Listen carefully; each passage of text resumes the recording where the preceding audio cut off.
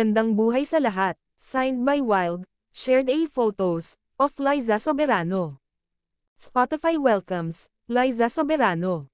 At ayon sa ating nakalap na impormasyon, kung nakikita nyo man, si Jeffrey O, na minsan nakakasama ni Liza Soberano sa kanyang mga events, ay ito ay purely business lang po, trabaho lang po, at hindi boyfriend, na halos pinakalat na sa social media. Trabaho lang po ito guys.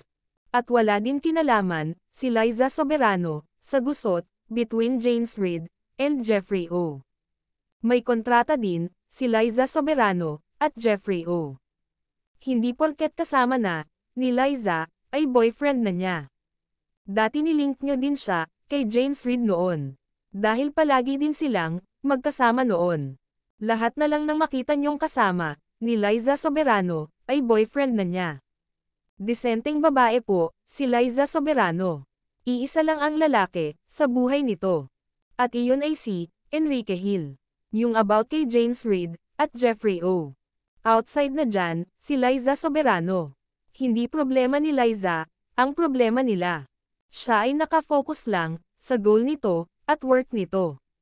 Si Liza ay napakabuting anak at kapatid. Matyaga ito sa trabaho.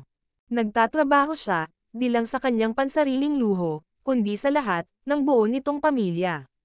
Isa siyang family-oriented, kaya sila magkasundo ni Enrique Hill. Dahil parehas silang malapit sa kani-kanilang pamilya. Mabait at matulungin ang Lizken. Ating panoorin guys, ang throwback photos ng Lizken with kids. Both mapagmahal sa mga bata. Within these walls are the stories that I can't explain. Leave my heart open, but it stays right here empty for days.